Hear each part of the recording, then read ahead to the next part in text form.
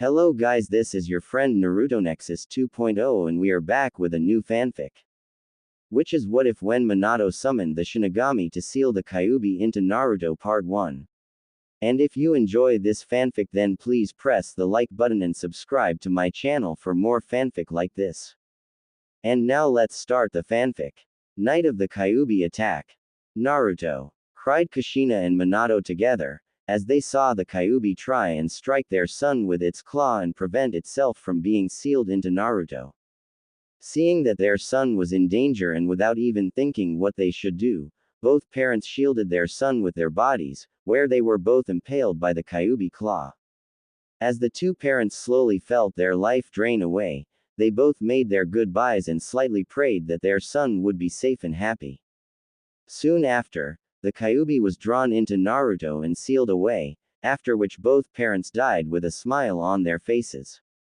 Not knowing that by using the Shiki Fujin, dead demon-consuming seal, Naruto's life would be changed forever in a way that neither of them could have foreseen. After the events on the Kyuubi attack, the former Hokage, Sarutobi Hiruzen was appointed by the Fire Daimyo and the Fire Council to retake his position as the Sandaime Hokage. After which he began the slow and painful process of rebuilding the village and protecting it from its enemies and who believed that Konoha had been weakened from the Kyuubi attack. A task which was not easy, given the many lives that had been lost in the attack, the amount of damage done to the village and the fact that Konoha had lost its Hokage Namikaze Minato, who had been declared the strongest of the Hokage. As the Sandaime finished up signing several forms that would help in the rebuilding of the village, he decided that he had done enough for one day and to start again tomorrow. But before heading home, he decided to check in on someone in the hospital. As he walked through the dark streets of the village, the Sandaime gazed at the damage that had been done by the Kyuubi. As he looked, he knew that things would be hard for everyone, given the price that the village had paid to be saved, as many people had lost someone dear to them, whether they be a friend, a mother, a father, a brother, a sister, a wife, a husband or a lover. The Sandaime himself was one of those to be counted, as he too had lost someone dear to him, his wife of 20 years Bawako, who had been Kushina's midwife at the time. When the attack initially began, Sarutobi had assumed that the Kyuubi had freed itself when Kushina was giving birth. But when they investigated the secret base that Kushina had been giving birth in, they found that it was intact and found the bodies of the Anbu guards that were protecting Kushina and the body of Bawako, who all showed that they had been killed by an unknown assailant. For the past few days Sarutobi and his advisors had been pondering who could have attacked the hidden base and who could have freed the Kyuubi, and with both Kushina and Minato now dead, no one could tell them what had happened or who was responsible for the disaster, but despite no knowing who was responsible, it did not stop people from theorizing who had caused the attack. The strongest of these theories was one that the Sandaime's former rival and friend Shimura Danzo had come up with. Danzo's theory was that the Uchiha clan, or at the very least a member of the clan, was responsible for the attack, as it was a known fact that their Sharingan Dujutsu allowed them to subdue and control Biju. Sarutobi of course argued against the suggestion, as he did not want to believe that the Uchiha clan was responsible. He also stated that there was no proof, along with the fact that no one other than the former clan leader Uchiha Madara had been strong enough to subdue and control Kyuubi.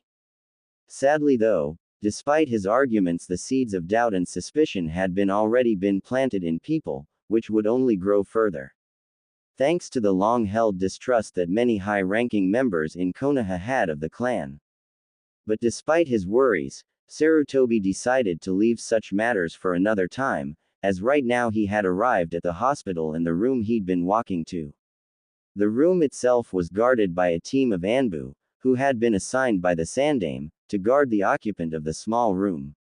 After the Anbu saluted to their Hokage and let him pass, the Sandaime entered the room and went to a small crib that held a sleeping baby boy with spiky blonde hair and whisker-shaped birthmarks. As the old cage stared down at the sleeping baby named Naruto, a sad look appeared on his face as he pitied young Naruto, knowing the kind of life he would be subjected to when he got older. It was especially hard for the Sandaime, since Naruto had already lost so much to begin with, as he would grow up without its parents and never know how much he meant to them. It was even harder for the Sandaime given how he would have to hide who his parents were from the general population, which included Naruto himself. For if his father's enemies learned who he was, they come after him in revenge. All the old Kage could do was to create a law that stated that no one was to tell anyone outside the village or anyone of the younger generation what Naruto was. He had created this law in the hopes of not only protecting Naruto from outside forces, but as in the hope that Naruto might make friends and form bonds with children his own age. But even with this, the Sandaime feared that this wouldn't work either. Soon enough though, the Sandaime decided to head home and get some rest for the coming day, where he left the room and bid goodnight to the Anbu guards. Unaware that this would be the last time he would ever see Naruto again, or that the Anbu standing guard would not see the morning sun of the next day. Several hours later, a distance away from Konoha.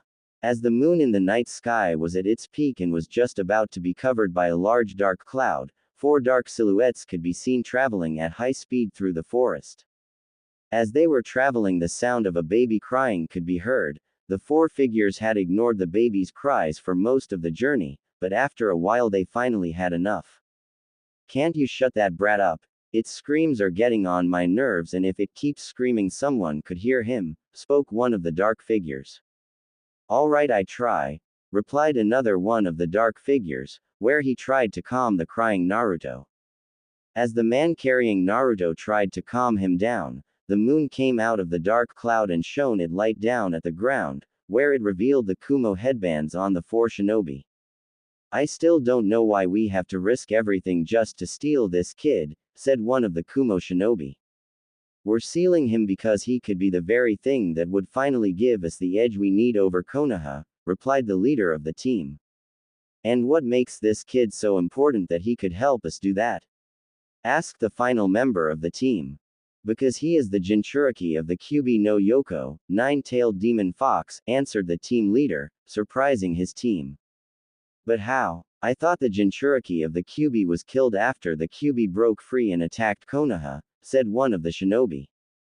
"This boy is the new one, as after the Kyuubi broke free, the Yondaime Hokage stopped it, and the only way to do that is to seal it away," replied the team leader. "But then how do we know this boy is really the new Jinchuriki for the Kyuubi?" asked the shinobi holding the crying Naruto. "You saw the guards that we killed when we entered the hospital. If this boy wasn't the Jinchuriki of the Kyuubi, then why else would they be guarding him? Besides, the hospital file we stole said the boy's name is Uzumaki, and ever since Konoha captured the Kyuubi, all their Jinchuriki have been Uzumaki. The first Jinchuriki was the Shadaime Hokage's wife Uzumaki Mito. The second Jinchuriki was Uzumaki Kushina, who was the last Jinchuriki of the Kyuubi and the wife of the Yondaime Hokage. Hence it makes perfect sense for this boy to be the new Jinchuriki of the Kyuubi, as he would be the son of both the Yondaime Hokage and the previous Jinchuriki." After hearing this, the other 3 Kumo shinobi nodded their heads in understanding, as it did make sense, since from the beginning, when the shinobi villages were formed and started creating Jinchuriki. The shinobi villages have always had the Jinchuriki of their village be of close relation with the ruling Kage of their village. Once the team leader had finished explaining what they were doing, he turned to the shinobi that was carrying Naruto, who was now crying louder than ever. "Roki, can't you shut that brat up?" rounded the squad leader angrily, as Naruto's crying was serious, getting on his nerves. "I'm trying, but he just won't stop crying," replied the shinobi named Roki. "Well, just do something, as we don't know how much longer it will be before Konoha finds out that the brat is missing, and by that time I want us to be as far away as possible. For the moment that they learn that he's gone, they'll send every shinobi they have after us, to get him back," stated the team leader. As Roki continued to try and quieten Naruto down, what they didn't know was that, as Naruto was crying, he was releasing a large amount of Raryoku, spiritual power. This power had been unlocked when the Yondaime used the Shiki Fujin to summon the Shinigami and use its power to seal the Kyuubi and half its power inside Naruto. although none of the Kumo shinobi could feel the immense Raryoku that Naruto was releasing. Several other things that were out there that night could sense Naruto's Raryoku and were drawn to it. As they drew closer, they let out a haunting cry, which none of the Kumo nins could hear, although baby Naruto could, which was what was frightening him so much and caused him to cry. "Let's just get out of here, he will eventually cry himself to sleep," spoke one of the Kumo shinobi, where the others just nodded. "Fine, let's just gagggrraaahhhhh," replied the team leader before he felt something large grab onto him from behind and pull him into the dark. When the three other Kumo nins saw their leader being pulled away by something, they all cried out their captain's name. But all they heard in reply was their captain's screams, where it suddenly stopped with a sickened crunch and a shower of blood that showered them. "WW, what the hell is going on here?" cried the Kumo nins that was holding Naruto. I don't know," replied one of the others, as he began to shake in fear, as he held his kunai in his hand. "I say let's get out of here before whatever that thing comes back in WWAAAAGGGHH," cried one of the Kumo nin, before he was pulled away screaming by another of the invisible things. "Tagata. AAAHHH," cried the Kumo nin's partner before he too was grabbed and pulled away by a giant invisible arm. "Lee," cried the Kumo nin that was holding the still crying Naruto in his arms. But all the man heard was his teammates' cries of anguish, before a loud crunch was heard and a shower of blood appeared. At seeing all his teammates being killed by some kind of invisible thing or things, the frightened Roki tried to run away. But before he could, he was sent flying backwards after something big landed right in front of him. As he hit the ground, Roki dropped baby Naruto, who was still crying loudly. Roki of course quickly picked himself up, tried run away, leaving Naruto behind, but before he could get very far, he was picked up from his feet and lifted up into the air and then eaten by the large invisible beast. Once all the Kumo nins had been killed, the three other beasts came out of the dark, and unlike the four Kumo nins, baby Naruto could see the four creatures. The creatures were all humanoid in shape and were all the size of a large tree, and all had a large hole in each of their chests. But the thing that differentiated them from one another was that the white masks that they all wore were of different size and shape from each other. These creatures were called hollows, although normally these creatures wouldn't come to the shinobi world, since they feared the creatures called Biju that lived in this world, as well as the fighting force of this world, which were called shinobi and samurai, and had abilities that rivaled their mortal enemies the Shinigami and the Quincy. But even despite their fears, there were still some that would come to this world to devour human souls. As the creatures loomed over the crying baby, they began to argue over who was to eat the crying baby.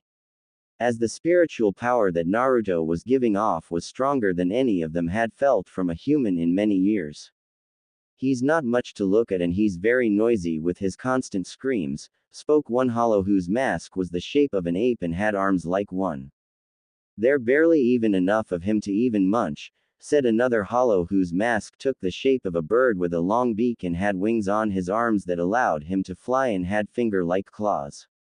"Maybe, but the spiritual power that is emanating from him is stronger than any that we've felt in this world," spoke the hollow wearing a tiger-shaped mask, and had large claw-like hands. "So which of us shall have the pleasure of devouring him?" asked the hollow with a bear-like mask. For the next few minutes the four hollows continued to argue amongst themselves over who was to devour Naruto. After much arguing, it was decided that the tiger-masked hollow, who was the strongest of the group, would eat Naruto. But just as the tiger was about to pick baby Naruto up, there was a sudden blur of orange, and the next thing the tiger-masked hollow knew, his arm was severed and a shower of blood exploded from the stub that was once his arm. "AAARRRRRAAGGHHH. My arm!" cried the hollow in pain. After roaring in pain, the tiger-masked hollow looked around for whomever or whatever had severed his arm. The four hollows quickly found the perpetrator, who was standing on a large tree branch on a nearby tree. The mysterious person was clearly a woman by the shape of her body, Her attire consisted of an orange overshirt with 2 white straps on each shoulder, a large beige sash around her waist, black stretch pants and long beige wrist warmers, secured by bands, and long beige leg warmers with brown light shoes. The mysterious woman also wore a beige neck warmer, which she pulled up to cover her face, which hide her identity. Well, here I was taking a casual night run and I find a group of hollows attack a helpless baby, spoke the mysterious woman. Who the hell are you? Roared the hollow with the ape-like mask. Me? Well, I'm just your everyday good Samaritan, who can't stand to see cute innocent little babies being attacked by the likes of you, replied the woman. Well, whoever you are, you're going to die, roared the ape-masked hollow, as he charged at the woman with his fist raised. Seeing this, the woman remained perfectly calm and waited for the large hollow to come at her. Just as the hollow was about to hit her, the woman disappeared and the hollow instead hit the tree that she had been standing on a moment ago and completely destroyed it. But before the hollow realized what had happened, the mysterious woman reappeared again right in front of him, where she then smashed her fist right in the hollow's face, completely destroying its mask and killing the hollow. Before the other 2 hollows could even react to what happened to their fellow hollow, the mysterious woman disappeared and reappeared again in front of the hollow with the bear-shaped mask. Before said hollow could even react, let alone defend himself, the woman delivered a powerful roundhouse kick to the hollow's face, destroying its mask and killing the hollow. Seeing that 2 of their brethren had been destroyed, the 2 remaining hollows became enraged, where the hollow with the bird-shaped hollow masked, shot out its claw fingertips, which flew towards the woman at staggering speed. But when the claws hit the woman, they passed right through her, revealing that she was an after-image, where as soon as the hollow saw this, the mysterious woman reappeared right above the hollow and delivered a powerful leg drop down on the creature head, which shattered its mask, killing it instantly. Seeing that last of his brethren being killed by the unknown woman, and knowing that he stood no chance of winning due to the woman severing his arm, the tiger-masked hollow decided to at least deny the woman her victory, by killing Naruto. If you care so much about this brat, then try and save him from this, roared the hollow leader, where he raised his one remaining hand and went to crush the crying Naruto with it. But just when he was about to crush Naruto, he suddenly felt his hand being stopped by something, where when he looked down, he saw that the mysterious woman had once again reappeared and blocked the hollow's fist, protecting Naruto from being crushed. But what shocked the hollow the most was that the woman had stopped his clawed fist with one hand. Impossible. How can you be so strong? Cried the enraged hollow, as he struggled to crush the mysterious woman and the crying baby, but found he could not, as the woman would not budge. Before the hollow could do anything else, a small blue glow appeared between the woman and the hollow's hands, after which the hollow's arm blew up into piece. AAAGGGGHHHH. Who the hell are you? Roared the furious hollow in pain as he was now armless. At this the woman just smirked behind her neck warmer and replied, like I said, I'm just your friendly good Samaritan. After which she then jumped into the air and delivered a powerful upward kick, right to the hollow's chin, causing its mask to shatter, killing it instantly like the others.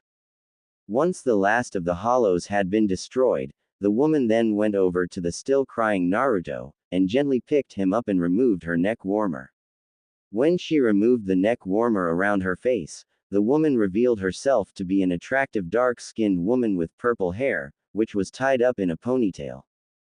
There, little guy, it's alright, you're safe now, said the woman kindly, as she smiled down at the crying boy, where when his blue eyes met with her golden eyes, the young boy calmed down and even smiled up at the woman, as if knowing that he was safe with this woman. Said woman was of course no ordinary person, she was in fact former captain of Squad 2 and former commander-in-chief of the Onmitsukido Punishment Force, Shihoin Yoruichi, who was also the former head of the Shihoin clan, one of the 4 great noble houses in the Soul Society. Ever since she rescued her friends Urahara Kazuki and Tsukubishi Tessai from being punished by Central 36 and saved the 8 Hollowfeed Shinigami from being executed. Yoruichi had been in hiding in between the Soul Society, the world of the living and its parallel, Area 30, otherwise known by most Shinigami as the Shinobi world. This world had been an oddity to the Soul Society for many years, where the people of this world developed unique abilities that rivaled that of the Shinigami. A power which was later dubbed by the people of the world as chakra. The power itself involved the people using their physical energy in combination with their spiritual energy. By combining these two things, it allowed the shinobi to create unique techniques which were on par with any Kido, spirit way, spell. Although when the people of this world died and entered the Soul Society, they did not possess the same abilities that they had in their world. This led the Soul Society top scientists to believe that the people of this world could only use chakra when they were alive, due to it requiring both physical energy and spiritual energy. But even despite this, the unique power of the shinobi caused much concern and interest in the Soul Society. As many believed that with these abilities, the shinobi could become quite useful in the Soul Society war against the Hollows or become dangerous threat to the Soul Society itself. The Soul Society concern of the shinobi world grew even more when creatures called Biju appeared in the shinobi world, which were made out of chakra and could not be destroyed even with Kido and Zanpakuto and could only be sealed away. But even despite these concerns, the Soul Society began to experiment with the people of the shinobi world in the hope that they could somehow replicate the shinobi abilities. For several years the Soul Society researchers experimented on the people of this world, but all their attempts in replicating the shinobi powers failed. Also during the course of these experiments an unexpected side effect appeared where several genetic abnormalities appeared in some of the people that were experimented on. These abnormalities continued on through the descendants of the people that were experimented on by the Soul Society, where they were later became known as Kekkei Genkei, bloodline limit, by the people of the shinobi world. After seeing the result of the experiments and not wanting to do any more harm to the world than what had already been done, plus the fact that Hollows rarely entered the world, Central 36 decided that any traveling to the shinobi world would highly restricted, where all Senkaimon that led to the shinobi world would be sealed off, and that only those with special permission given by Central 36 or the head captain could enter the world. Although what neither the head captain or Central 36 knew was that Yoruichi knew of a secret way to get to the shinobi world, and given that fact that Shinigami rarely entered or monitored the world, it was the perfect place for her to hide in from time to time. Yoruichi especially liked the shinobi world as she found the shinobi that lived in it interesting, as she found their style of fighting very familiar with her own. She also found the shinobi to be fun to mess with, where she would practice her stealth skills, by sneaking into shinobi villages and taking something, so to have the shinobi chase after her. This of course allowed Yoruichi to amuse herself, while at the same time keeping her skills from getting too dull over the years. Naturally none of the shinobi that attacked her or chased after her could catch her, but there were two exceptions, which actually made her little games interesting. The first was a man named A, who used a technique involving lightning and would cover his body with it and use it to enhance his strength and speed. The other person was a shinobi named Namikaze Minato, who actually caught up to her once when she was being chased by several Konoha shinobi. He had caught up to her by using a technique he called the Hiraishin no Jutsu, Flying Thunder God technique, which allowed him to teleport instantly from one place to another that had one of his special kunai or his special seals on it. Obviously even after Minato and caught up to her, Yoruichi had still gotten away, but even still, she had been impressed with Minato's skill and the technique he used and admitted that he was very impressive human. As she looked down at baby Naruto, she could not help but be slightly reminded of Minato, where Naruto had the same hair color and clear blue eyes and wondered if Naruto was perhaps related to him. It was then as she looked down at him that Yoruichi noticed the name, Naruto, embroidered on the baby's blanket. So your name is Naruto, that's an interesting name, one of your parents must have really loved ramen a lot, by naming you after a ramen topping. That or they wanted to call you something fearsome like a maelstrom, spoke Yoruichi with a smile as she held the boy and smiled down at him. At this baby Naruto just gurgled, as if laughing at what Yoruichi had said. As Yoruichi continued to stare at the baby in her hand, she couldn't help but marvel at the raryoku that baby Naruto was emanating, since it was surprisingly strong for a human, let alone an infant, to have. Since from what she was sensing, he had a great deal of power in him and it would only grow over time. Soon enough though, Yoruichi decided that she should bring Naruto back home, as she guessed that Naruto was obviously from Konoha. Since Konoha was not too far away from here, plus the shinobi that had Naruto had the symbol Kumo on him, which was a rival of Konoha. Not to mention given how much Naruto reminded her of Minato, whom she had heard became the new leader of Konoha. She guessed that Minato was his father or at the very least some kind of close relative. Him and Kumo had kidnapped Naruto, in an attempt to use him as some kind of political hostage. After a few minutes of using Shunpo, flash steps, Yoruichi arrived at Konoha, where she snuck into the village without anyone noticing and decided to head to the Hokage's mansion and leave Naruto there, knowing he'd be safe there till morning, where Minato would find him. But before she could leave Naruto in the office, she suddenly heard several people coming towards the office. Not wanting to be caught, Yoruichi quickly jumped back through the open window that she had entered through with Naruto and hid behind the wall next to the window. As soon as Yoruichi had jumped out of the office, the lights of the office lit up and a middle-aged man, wearing official-looking robes, entered the office. Closely following the man were three other people who looked to be about the man's age entered the room. Along with them, were three more men, who were wearing white-colored hooded trench coats and porcelain animal masks. As Yoruichi listened in on the people, she could tell that they were extremely angry and worried about something. How could this have happened? Spoke the middle-aged man wearing official-looking robes as sat behind the desk of the Hokage's office.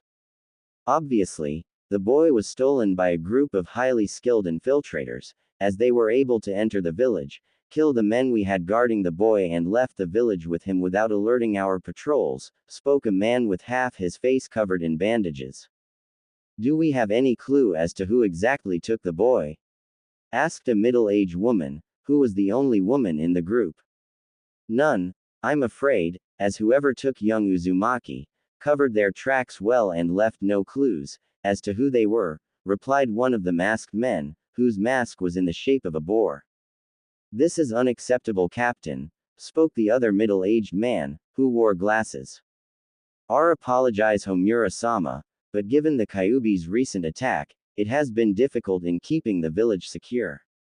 As many of our shinobi have been injured from the attack and as you know we had to take down the Kanshi Shisudamu sensing system, due to the power requirements. Hence there are many holes in our defenses, which an enemy can sneak through undetected, replied another of the masked men, who wore a bird-shaped mask. The matter as to how they got in is of little matter right now, since we need to focus our full attention on getting Naruto back as quickly as possible, spoke the middle-aged robed man, where at this everyone else in the room nodded in agreement. Upon which the robed man turned to the man wearing the cat-shaped mask. Captain, I want you and the other captains to gather your best people and have them ready to move out in 1 hour. Also I want you to go to Hyuga Hiyashi, Inuzuka Sume and Aburame Shibi and inform them of the situation and tell them we need their best people to help us track down whoever stole Naruto, as quickly as possible. At this the three masked captains all nodded their heads in understanding and disappeared in puff of smoke. Once the three captains disappeared, the middle-aged woman suddenly spoke, "This is a disaster. It is not enough that our village was attacked by the Kyuubi and we lost not only many of our shinobi and Yondaime Hokage, but we've now lost the Jinchuriki for the Kyuubi. This would never have happened if you had agreed to my proposal and let me take the child," spoke the bandaged-face man. "If I had done that, Danzo, you would have trained Naruto to become a mindless killing machine and he would have become no better than a weapon. That is what Jinchuriki are. They are living weapons used by us as deterrence against our enemies, as well as to show off our might. To think otherwise is to be naive, Sarutobi," replied Danzo. "Naruto is not a weapon, he is just an innocent child and we owe it to both Kushina and Minato to care for Naruto, after they sacrificed themselves to save this village. To do otherwise would be an insult to their memory, as Minato said so himself before he died, that Naruto was to be hailed as a hero for what he was, responded the Sandaime. Before Danzo could respond to Sarutobi's comment, the middle-aged women spoke up.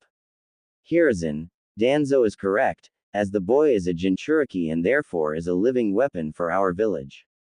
But how the boy is raised is not the issue here. The fact of the matter is, he has been stolen from this village, most likely by one of the other villages, and without him and given the losses we've already suffered, our village is extremely vulnerable to attack from any one of our enemies.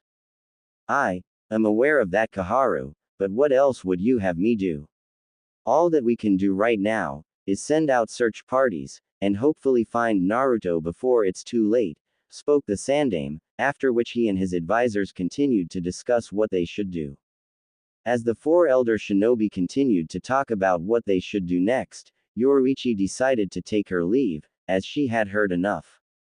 From her time in the shinobi world, Yoruichi had seen the rise of the shinobi nations and the creation of Jinchuriki, and how they were treated. Naturally, she did not like what she saw and did not believe that Naruto deserved to be treated as such, hence she decided to take Naruto somewhere else, where he could have a better life. After traveling for several hours using Shunpo, Yoruichi came across a small village that was far from Konoha. Naruto had slept through the majority of the trip, hence Yoruichi had no trouble with him. When she arrived at the village, Yoruichi was certain that Naruto would be safe here, where she then left Naruto at the doorstep of a small house, but as soon as she left, Naruto woke up and began to cry. Seeing this, Yoruichi went over and picked him up so to calm him, and as soon as she did, Naruto stopped crying and smiled at Yoruichi and reached out towards her with his small arms, as if indicating that he wanted to stay with her. Yoruichi at first tried to ignore Naruto's silent pleas, but when she looked down at him and he gave her the infamous puppy dog look, which could bring down even the mightiest of Shinigami, she broke. Whether it was because of the puppy dog look that Naruto was giving her, or because of some form of maternal instincts that Naruto seemed to bring out in her. But whatever the reason, it was then and there that Yoruichi decided that she would give Naruto the life he deserved. After which, she then disappeared into the night, carrying her newly adopted son. 8 years later, Karakura town. Ka-chan, what are we doing here? Asked an 8-year-old Naruto, as he held his adopted mother's hand, as they walked down the crowded streets of Karakura town. Well, we're here, Naru-chan, to visit your uncle Kazuki. Do you remember me mentioning him? Replied Yoruichi, as she smiled on at her adopted son, who was wearing an orange shirt, with a small black spiral along with black pants and gray runners. Yoruichi herself was currently in a gigai, which she had gotten off Urahara right after she took in Naruto. Currently, the dark-skinned woman wore a pair of short white shorts, which just stopped below her thighs, along with a matching white zip-up jacket, which showed her midriff and had its zip lowered, showing her orange bra underneath. 1. The outfit of course gained the attention of many male passer-by who couldn't help but stare at the exotic woman. Several men of course got slapped on the back of their heads by their angry girlfriends or wives who were with them, after catching them staring at her. Said women then glared angrily at the former Squad 2 captain, who were either appalled that Yoruichi would wear such an outfit with her son or were jealous that Yoruichi had such a figure after having a child. Yoruichi of course only smirked at seeing all this, as she loved playing these kind of games, as it showed that she still got it. Naruto on the other hand remained oblivious to the whole thing, where he just continued to walk on with his mother. As the two continued on their journey to Urahara store, Yoruichi glanced down at her adopted son and smiled at him. The past 8 years had been a bit different from what Yoruichi was used to, as she couldn't travel as freely as she usually could, and had to take a lot more care when traveling. When she took in Naruto, she was of course at a complete lose at what to do, such as feeding, clothing, waking up at all hours of the night, and worst of all, nappy changing. But eventually, after much trial and error, everything worked out in the end. During the 8 years, Yoruichi had been traveling with Naruto between the world of the living and the shinobi world. This was to make sure that those from the shinobi world, who would be looking for Naruto, and the Soul Society, who be looking for Yoruichi, would have trouble finding them. This of course made things difficult for Naruto in making friends, since it was often just Yoruichi and him and they were always on the move. But even still he didn't mind, since as far as he was concerned his mother was the only thing he need. She even taught him how to read and write along with maths other things. Money was of course not a problem, since after adopting Naruto, Yoruichi made a quick visit to the Soul Society and borrowed a sizable amount for them to live comfortable lives with no trouble. When Naruto got older, Yoruichi started training Naruto in hand-to-hand fighting as well as to train up his body. Naruto loved training since his mother always made it fun, like by turning endurance training into a game of tag and stealth training into hide-and-seek. Yoruichi also taught Naruto some things in the shinobi arts, since not only were the shinobi abilities powerful in their own right, but she believed that it was important for him to know where he came from. Teaching him of course had been slightly difficult since she could do it herself. But even still, she knew enough about chakra from her time in the shinobi to know how it worked and how it was used. When she started to teach Naruto about chakra, Naruto had trouble using it, for not only did Naruto possess an extremely high amount of Raryoku, spiritual power, but an equally high amount of chakra, hence he had trouble using it. Eventually though, Naruto's control and use of his chakra got better, where he learned how to use it henge transformation, kawarimi no jutsu, body replacement technique, to walk up a tree using his chakra. But what Yoruichi had not figured out was why Naruto had such large reserves of Raryoku emanated such strong Ryutsu, spiritual pressure, which he emanated from time to time, although couldn't use it.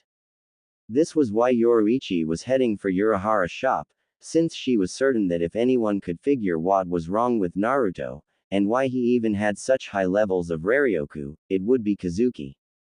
Eventually they arrived at Urahara's shop, but when Naruto saw the store he was far from impressed.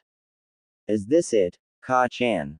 Asked Naruto. Yes, it is, Naru-chan, replied the dark-skinned woman, where she then opened the door and entered the shop with Naruto. As soon as they entered the store, they were greeted by two men who came out from the back of the store. The first was a tall, muscular, lightly tan-skinned man with cornrowed-shaped hair and a large handlebar mustache, which was connected to his long sideburns. His attire consists of a white muscle shirt with regular pants and a blue apron and wore a pair of rectangular-shaped glasses. The second was a tall light-skinned man with gray eyes, messy light blonde hair that had strands framing the sides of the face and hanging between his eyes and chin stubble. He wore bucket-shaped hat with green and white stripes.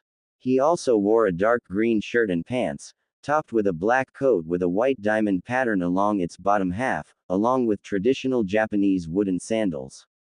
As soon as the two men saw Yoruichi and Naruto, the tall blonde-haired man cried, "Yoruichi!"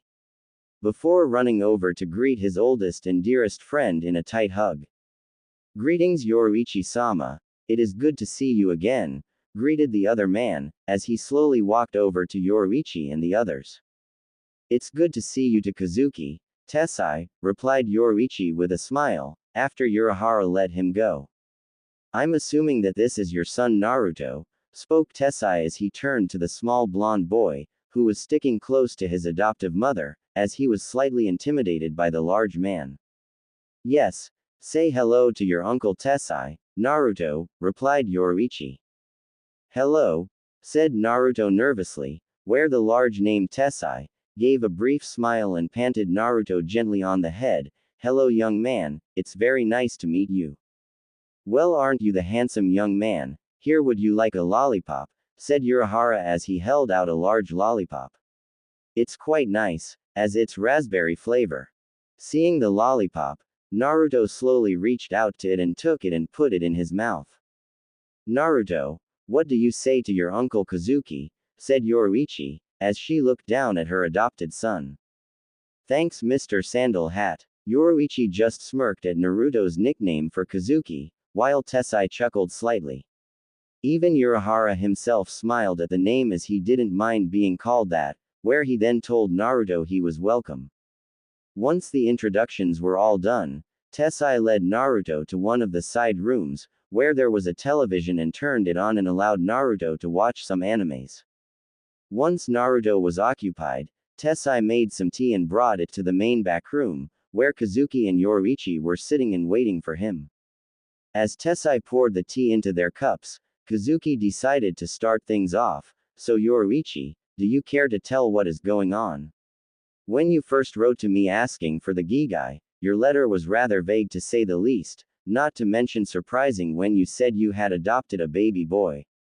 Yeah, I beat it was, laughed Yoruichi, as she only wished she could have seen Kazuki's face when he read the letter.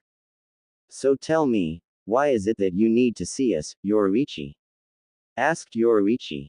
I'm here because I need your help, Kazuki, and it involves Naruto, Yoruichi answered. Is there something wrong with the young man? Asked Tessai. Well, not exactly, but Naruto isn't a normal boy, as he is from Area 36, or as you both known it as, the Shinobi world, explained Yoruichi, which surprised the two men. The Shinobi world, well now that is certainly interesting, commented Kazuki, as he scratched his chin and had a thoughtful look on his face. But how did you enter the Shinobi world? I was under the impression that all Senkaimon, world penetration gate, that led to the Shinobi world were sealed off, stated Tessai. Oh, I know a few back doors, in and out of places, answered Yoruichi with a knowing smile. Well, this is interesting, but there's something you're not telling us, Yoruichi, such as why did you even take Naruto in? No offense, but you're not the type of person to simply take in a child for just any reason, and what do you expect me to do? Stated Urahara. At hearing this, Yoruichi just smirked before replying, Tell me, Kazuki, what can you tell me about the creatures called Biju? Well, back when I was first setting up Technological Development Department, I came across some of the records on the Shinobi world.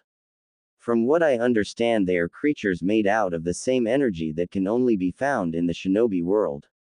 This energy, if I am not mistaken, is called chakra, and according to the records, these Biju's power is on par with Ameno's, although their intelligence is no greater than that of a wild beast, not unlike Jillian, answered Kazuki before continuing.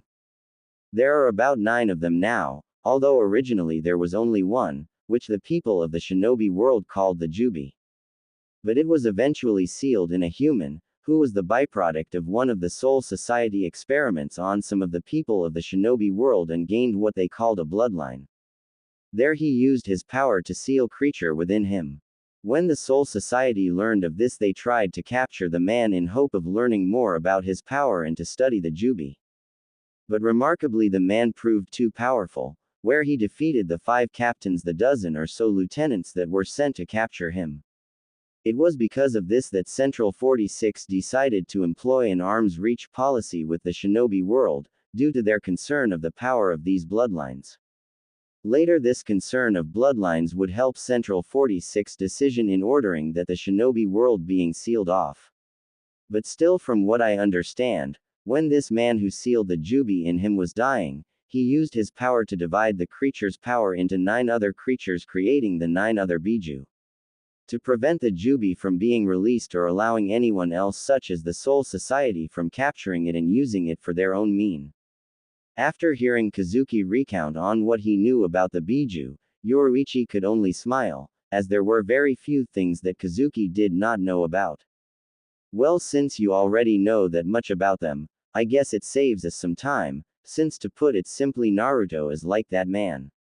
Who are called Jinchuriki in the Shinobi world, said Yoruichi, where she then went on to explain what she knew about Jinchuriki and how they came to be. After hearing all this, Kazuki mulled over with what he had learned, where he had to admit, it was a rather interesting way of harnessing the power of the Biju. Since by placing it in a child, they can train the child in using the Biju powerful effectively and to its full potential, while at the same time making sure the child is loyal to the leader, by have the child be related to them. He also now understood why Yoruichi felt the desire to take Naruto in, given how Jinchuriki were regarded by most people in their own villages. What Biju does Naruto-kun have? Asked Bucket Hat-wearing man. He has the Kyuubi no Yoko, nine-tailed fox, the strongest of the 9 Biju, replied Yoruichi.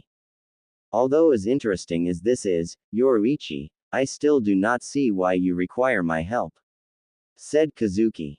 I'm here because I need your help, since when I first found Naruto, I sensed a large amount of spiritual pressure coming from him and he can see me without my Gigai. HHMMMIC, so you want me to examine him to see why he has such a large amount of spiritual power in him, answered Kazuki, where Yoruichi just nodded. Well then, said Kazuki as he put his folded fan down on the table, let's get started, shall we? A few days later. For the next couple of days Kazuki used his machines to examine Naruto, both inside and out, and gathered as much data as he could, while at the same time making sure that none of the examination hurt Naruto. He had also studied the information he had received from Yoruichi about chakra, how it worked, and about bloodlines and shinobi clan, which she had attained from her visits to the shinobi world from shinobi villages.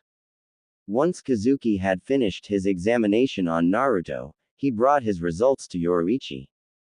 Well, Yoruichi, I've to say, your son Naruto is quite the anomaly even for his own people, replied Kazuki with an amused smile. What do you mean? Asked the dark-skinned woman. Well, it seems your son has 3 sources of power. The first is his own chakra, the second chakra that comes from the Kyuubi, which is similar in some ways to a hollow's power. The third power is his spiritual power, and I must say it quite large for a boy, let alone a normal human, to have.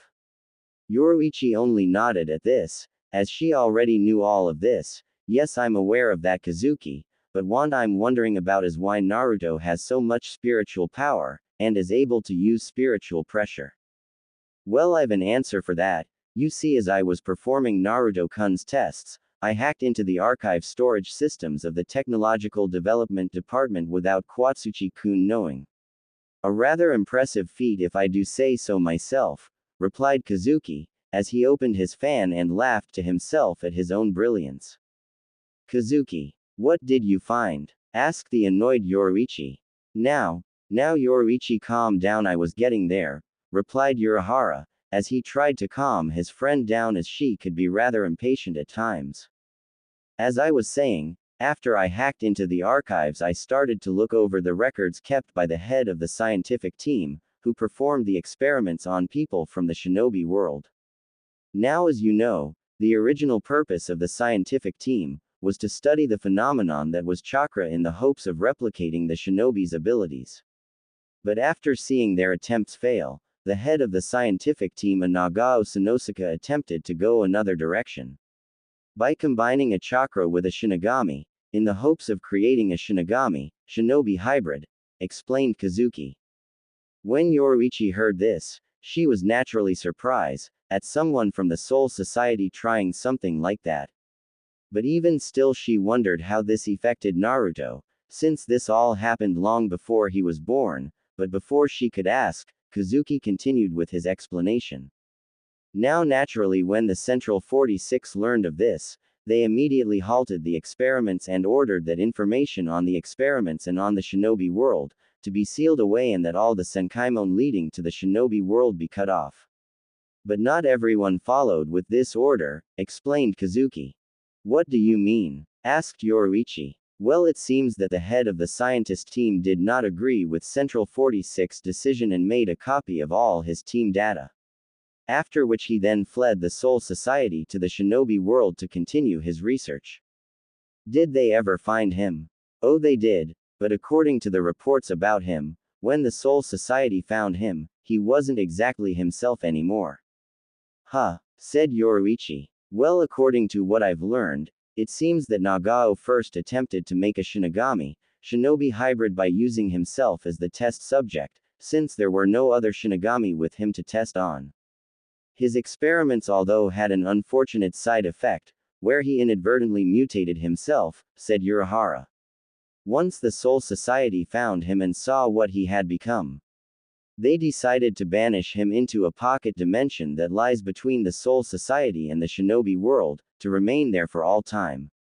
So you're saying that Naruto's spiritual power is a result of Nagao's experiments, spoke Yoruichi. I believe so, replied Kazuki. But how is that possible? All of that happened long before Naruto or his parents were even born, stated the former Shihoin heiress.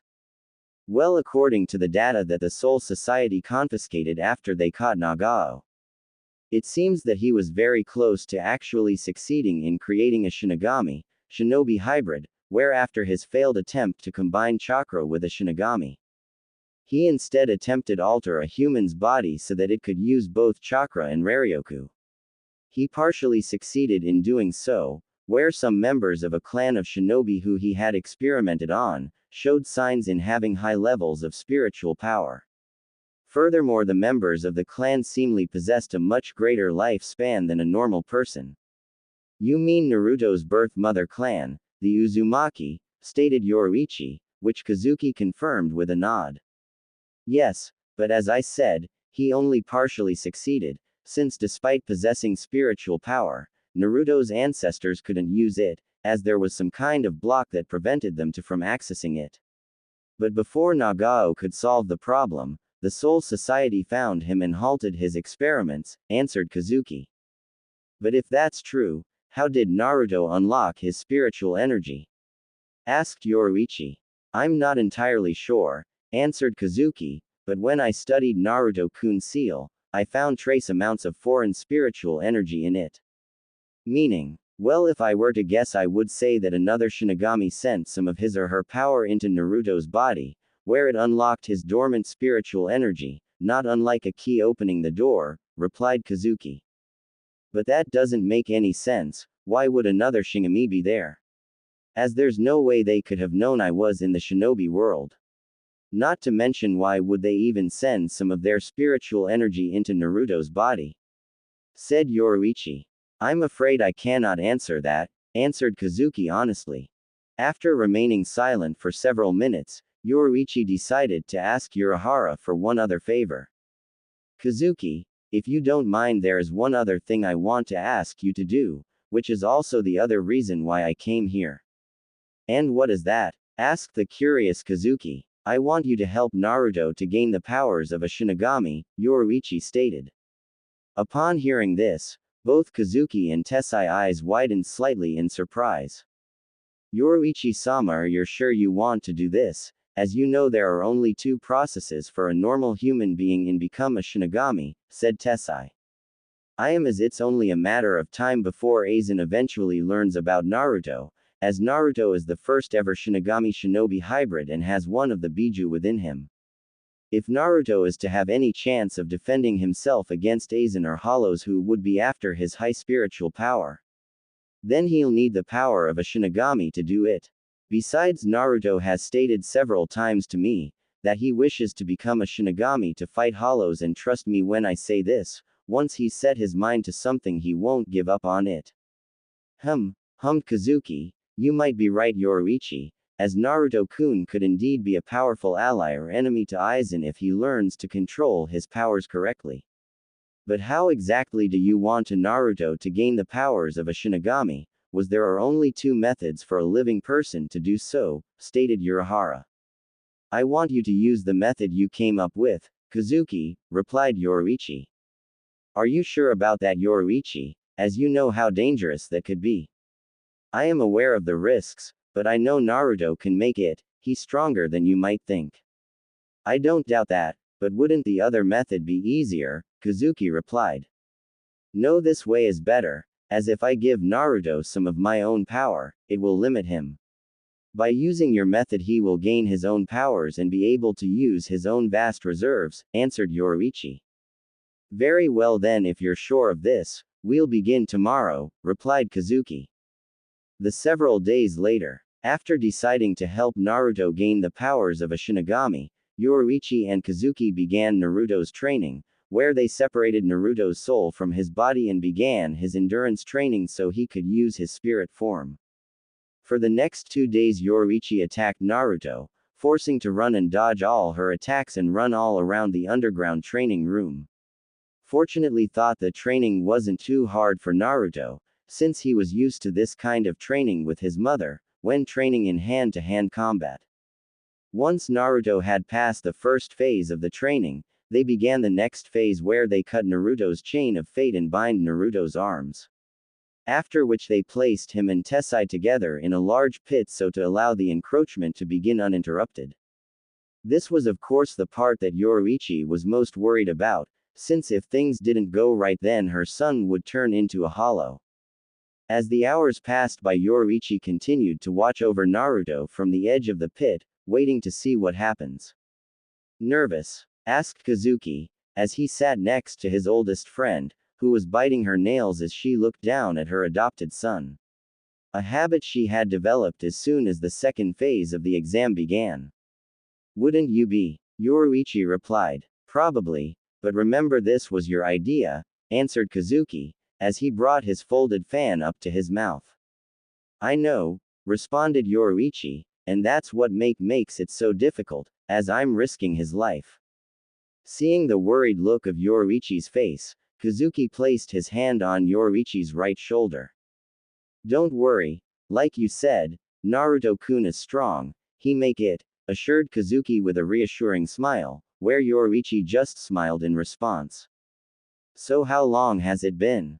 Asked the dark-skinned woman. About 69 hours, there's still time that this may work, answered Kazuki, where as soon as he said this, they suddenly heard Naruto starting to scream in pain and an immense amount of spiritual pressure coming from him. Naruto! Cried Yoruichi with worry, as she saw his chain fall apart and a hole appear in his chest, along with a hollow mask forming around the blonde boy's face. Seeing this, Yoruichi was about to jump down to her son, but before she could, Kazuki grabbed hold of her arm and stopped. Kazuki, what are you doing? Let me go, I have to help Naruto! Cried Yoruichi. You can't, Yoruichi, he's gone too far to you to stop this, said Urahara. You can't expect me to just stand here and watch my son become a hollow. Rounded the purple-haired woman. Listen, Yoruichi, I know you're worried about him, but there's still a chance this can work, look at him. Normally when a person changes into a hollow their body explodes and changes into a hollow. But that isn't happening with him, his mask is forming first and his body staying intact. That means he's fighting the change, and he could still become a Shinigami, we just have to wait. At hearing this, Yoruichi just gripped her left hand tightly to form a fist and started down at her adopted son in worry, Naruto. Inside Naruto's inner world, soon after his transformation began, Naruto blanked out from the pain, after which he began to hear several voices saying out his name. Eventually he found himself on a large white beach with palm trees behind him and a vast open sea in front of him. As he looked around, the scenery reminded Naruto of a place he and his mother went when they were on holiday. But when he looked up, instead of seeing clear blue sky, there were dark rumbling storm clouds. Where am I? Naruto asked out loud as he looked around. As soon as Naruto has asked this, a massive surge of water erupted into the air, where Naruto then heard a massive roar. The water then formed up and took the shape of a gigantic, serpentine dragon made out of water, with large wings and glowing red eyes. At seeing this, Naruto immediately took a step back in shock, but before he could fully comprehend what was happening, he then heard a massive screech-like cry, coming from above him. When he looked up, Naruto saw a gigantic beautiful white bird flying above him, where it slowly flew down and landed on the beach to Naruto's left side, a few meters away from him. Once the giant white bird landed on the beach, Naruto suddenly heard a loud crackly of thunder. After which there was a sudden flash of light, and large bolt of lightning struck the ground to Naruto's right a few feet away from him. As soon as the flash of light was gone, Naruto saw a tall man with short black hair, with an eye patch over his right eye standing in the very spot where the lightning bolt struck. The man wore dark samurai-like armor with a short sleeve, high-collar blue coat over the armor and carried a long katana on his left hip side. Who? What the hell are you guys? Where am I? Asked Naruto, who didn't know what to make of this situation. Is that all you can say, brat? Tisk. I don't believe this. He doesn't even know who we are. Spoke the samurai-like man as he folded. As if he were annoyed that Naruto didn't know who they were. That's enough, Reo, Thunder King. The boy is young and is only just coming into his power. He could not hear our voice until now, spoke the giant white bird in a clearly feminine voice, although when she said the samurai-like man's name Naruto heard nothing. Kochi, Spring Wind, is correct, Reo, it is not his fault.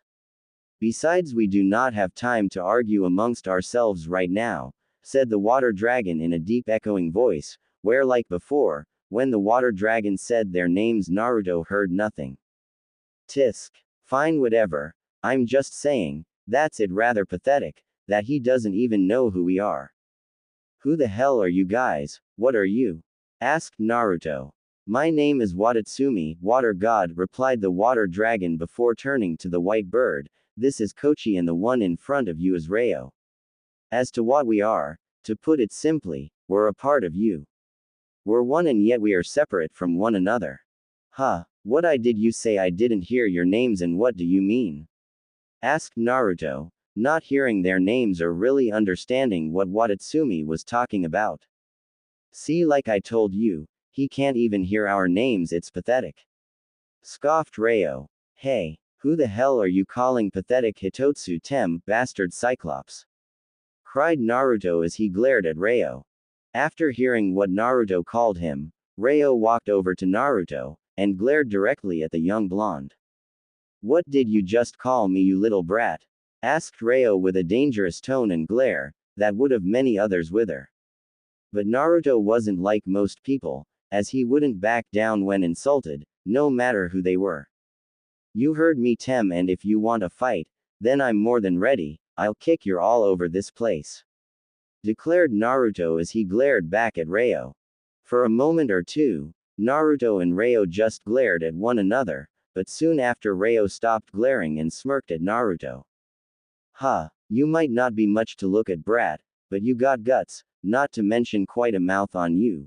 You might not be so bad after all, said Reo, as he roughed Naruto's hair a bit, which annoyed Naruto a little. So what are you guys? Naruto asked. We're your Zanpakuto spirits, child, answered the giant white bird named Kochi. Huh, Zanpakuto spirits, but wait, I thought Shinigami could only have one Zanpakuto spirit, stated Naruto, as he remembered what his mother told him about Shinigami. That is incorrect, as Shinigami can have more than one Zanpakuto spirit, but even then, you're a different. For you see, each of us have our own unique powers, separate from one another, explained Watatsumi. Wait, so you mean to say that I have 3 Zanpakuto? Naruto said in surprise. Yes and no, for although we have separate abilities, we all reside in a single vessel, answered Kochi. This is awesome, declared Naruto with excitement at the idea of him having 3 Zanpakuto. So are you guys going to turn into Zanpakuto or something? Tisk. We aren't some mindless tools that will do whatever you want us to do, brat. We have our own will and won't be forced to anything that we don't want to do. If you want us to help, you're going to have to treat us with some respect, said Reo, who was miffed that Naruto thought that he could boss them around. Oh, sorry, said Naruto. It is all right, child, but there is something you need to know. If you truly wish to use our powers, you must first awaken your own Shinigami powers and do so before this world collapses, Kochi explained. What do you mean? Asked a worried Naruto. Look up at the sky, brat, said Reo, as he pointed up, where Naruto saw the large storm clouds covering the sky. That is no ordinary storm, it is being caused by the collapsing our world. Soon enough both this world and all of us will cease to exist and you'll become a hollow. The only way to prevent this is, and that is for you to awaken your Shinigami powers.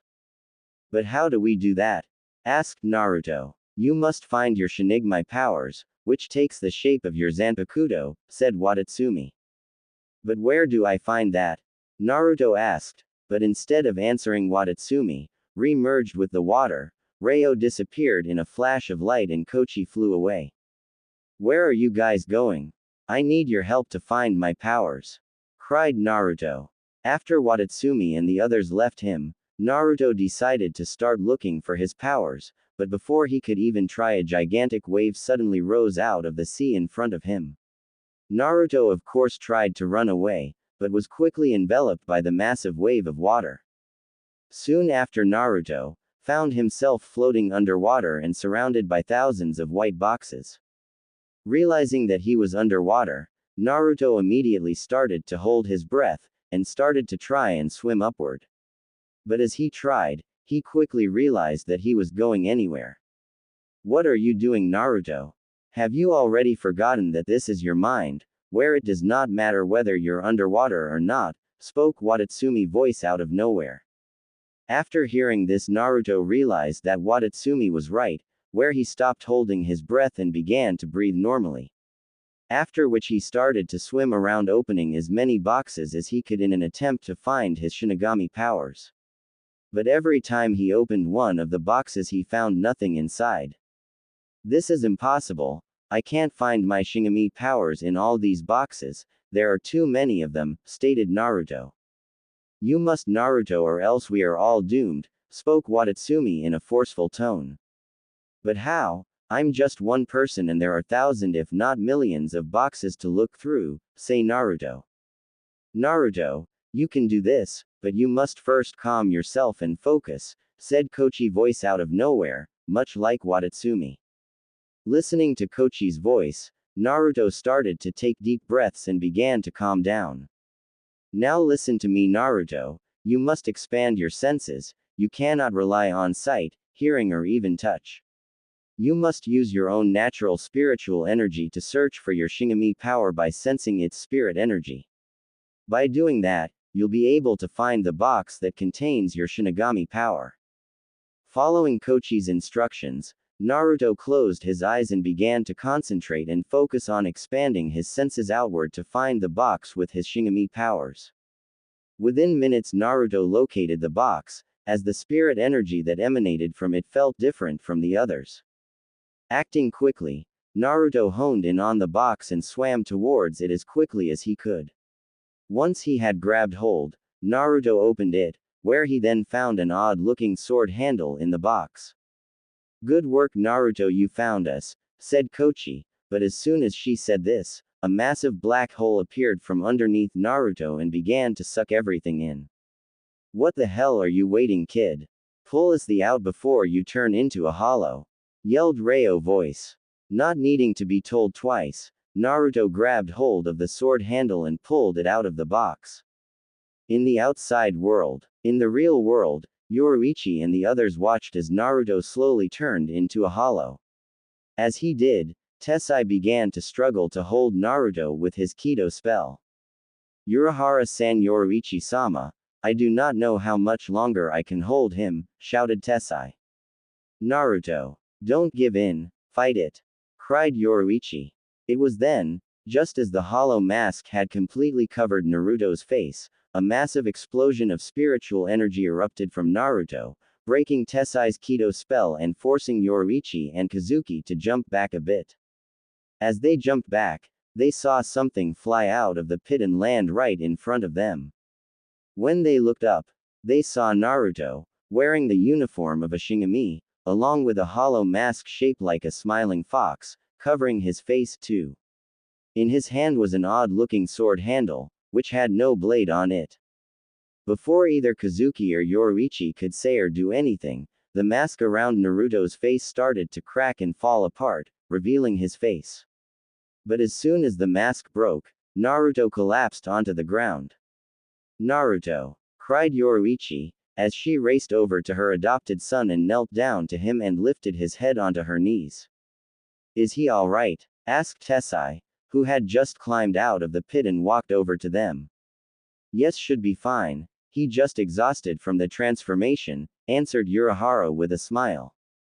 It's truly remarkable that a boy his age was able to withstand and survive the transformation, commented Tessai. I must admit there was a moment or two near the end, where I thought he would turn into a hollow. Yes, well, As Yoruichi said, young Naruto-kun is stronger than he looks, replied Kazuki with a smile. As he watched his female friend smile down at the boy and gently brush some hair strands away from his forehead, in a motherly-like fashion. Several hours later, when Naruto woke up, he found himself lying in a small room staring at white ceiling with a blanket covering him. Well, hello, sleepy head, spoke a familiar voice, where when Naruto turned his head slightly he saw his mother smiling down on him. Ka-chan, said Naruto rather groggily, as he rubbed his eyes to wake himself up. How are you feeling, Naru-chan? Asked Yoruichi. Okay, I guess, but where's Uncle Sandal Hat and Mr. Giant Man? Asked Naruto, who quickly got his answer when the sliding door to the room opened up, revealing Kazuki and Tessai. Right here, Naruto-kun, said Kazuki as he waved his open fan in front of his face. And I must say I am very impressed with how you successfully gained the powers of a Shinigami. Huh, you mean I'm a Shinigami? Said Naruto in surprise as he pulled the blanket off him and found himself wearing the standard uniform of a Shinigami. After which he started to cheer and shout at how he was a Shinigami just like his mother, and how he would now kick loads of hollows' butts. Soon enough though, Yoruichi got Naruto to calm down and asked him to tell them what happened as he was slowly turning into a hollow and how he found his hidden power. For the next few minutes, Naruto went on to explain what happened in his inner world and how he met his 3 Zanpakuto spirits. When he finished, saying that Yoruichi and the others were surprised, would have been a grave understatement. 3 separate Zanpakuto spirits in a single Zanpakuto? Yoruichi said out loud with serious look. I have heard Shinigami having dual spirits, especially if they have dual Bale type Zanpakuto like Yukatake and Kyoraku, but never anything like this.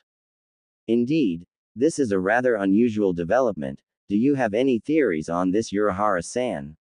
Asked Tessai. Well, the only explanation I can come up with is because of the experiments that Nagao-san did not Naruto-kun ancestors to create a Shinigami shinobi hybrid. Then again, Naruto could simply be an even bigger oddity that we had thought. But other than that I don't have a clue, as there has never been someone like him before. Your son truly in a surprising individual, bohahohaho, remarked Urahara, as opened his fan again and waving it around, as he laughed at his own ignorance, which made Naruto wonder if the man was insane. But why is my Zanpakuto like this? Asked Naruto, as he held up his wooden sword hilt. The hilt design was a simple design with no guard and a slightly large bottom at the end of the hilt with 3 red gems on it. 3. HHHMMMMM. Well, if I understand what you told us correctly, Naruto-kun, even though your Zanpakuto spirits inhabit the same vessel, they each have their own unique powers and independent will. The form that your Zanpakuto has taken now is its sealed form and acts a neutral point for you to choose which spirit's power you wish to use. So you're saying that Naruto cannot use all 3 spirits at once, stated Yoruichi. No, exactly. Now this is only a theory, but I believe the gems on the hilt of his sword handle represent his 3 Zanpakuto spirits and will most likely glow whenever he chooses which of them he wishes to use. Now it may or may not be possible at a later point, for him to use all 3 at once, but he will most likely have to learn to master all 3 Zanpakuto powers first, before even trying something like that. After hearing all this, Yoruichi just nodded in understanding before turning to her adopted son, with a sweet-looking smile, that for some reason made Naruto very nervous. Well, Naru-chan, it seems that you'll have a lot of training ahead of you, if you want to learn to use your Zanpakuto. Upon hearing this, Naruto gulped, as his mother could be quite brutally when it came to training. He became even more worried when both Tessai and Kazuki volunteered to help Naruto with his training. But regardless of what would happen in his training, he had already committed himself to the path of the Shinigami and wouldn't look back. 7 years. Tokyo City. Currently running around the streets of Tokyo in the middle of the night, the spirit of a young woman was frantically searching for any place to hide from the things that were after her. As she ran through the streets, the women turned into a dark alleyway, As she ran through the alley, a large creature suddenly appeared in front of her from above and crash-landed on the ground.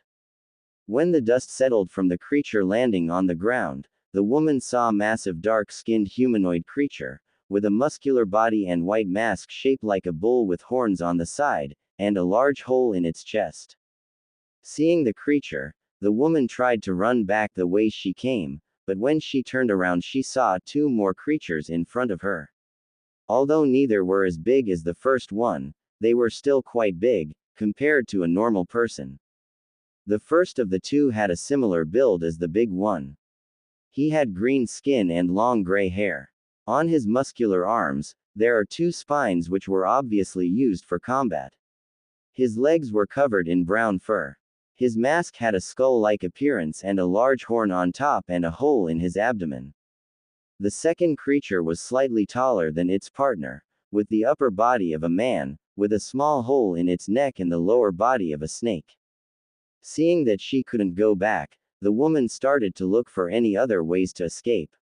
That was when she saw a spider-like creature crawling down from left and wall. The creature had 6 legs and skull-like face with a hole in it back. Kuhahaha, what a tasty morsel, laughed the spider-like hollow. Yes, she should do nnnnn nicely, said the serpent-like hollow.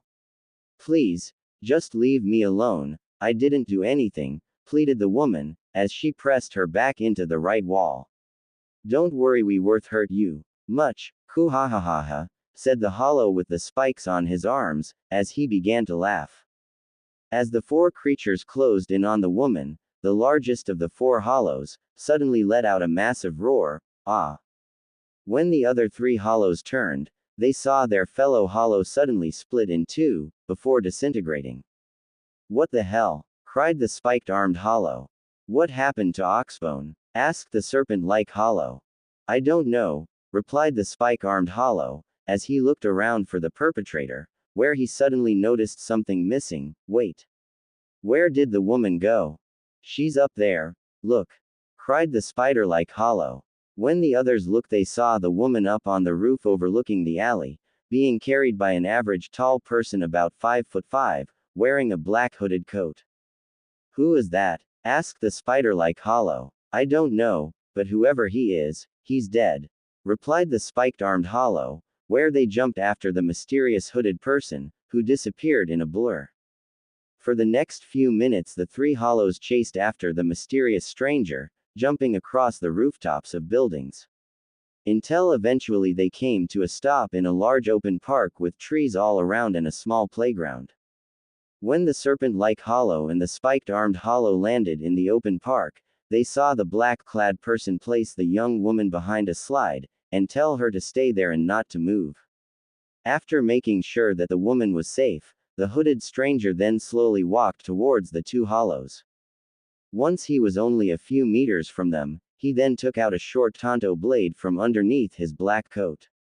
So who's first? Asked the hooded stranger. The serpent hollow was the first to answer this challenge, where he spat out a large glob of mud-like substance, which the hooded stranger avoided by sidestepping to the left, where it flew by him and hit the top corner of a swing, causing it to melt. Seeing this, the hooded stranger made a note to avoid the substance, after which he then charged straight at the 2 hollows. The serpent-like hollow fired several more globs of the acid-like substance at the hooded stranger, but each time the hooded stranger skillfully evaded them. Seeing that his partner was having no luck with hitting the hooded stranger, the spiked-armed hollow charged forward and attempted to stab the hooded person with his arm spike. But before his arm spike could hit the black-clad figure, the mysterious stranger disappeared right before his eyes. He then reappeared right on the hollow's outstretched arm and used it as a springboard to jump over the hollow to his partner behind him, whom the stranger then cut in half, much like their other comrade earlier on. Snakeface, no, cried the spike-arm hollow after seeing another of his comrades. You pay for that, you bastard, cried the enraged hollow as he tried to stab the hooded stranger with his spikes. But like before, the hooded stranger avoided the attack, where he sidestepped the stab and with a quick flick of his hand, cutting the hollow's arm right off. Ggggrrraaahhhh, my arm. Roared the hollow in pain, as he held his now right stump of an arm. Before he could say or do anything more, the hooded stranger then delivered a powerful kick to the face that cracked the hollow's mask slightly and sent him flying several meters away. But as soon as the hooded stranger landed back on the ground, the woman he was protecting suddenly shouted out, "Look out!" Before the black-clad stranger could fully turn around, the spider-like hollow suddenly appeared out of the ground, and ran one of his claw-like hands, right through the hooded stranger's back and out his chest. Hey, I got yo huh! Laughed the spider-like hollow before a look of surprise and confusion appeared of its face, as the black-clad fighter faded away. When this happened, the hooded fighter reappeared behind the spider-like hollow and said, "Yutsusemi, cicada," before he raised his tanto and sliced the top portion of the hollow's head off, where the rest of its body quickly disintegrated.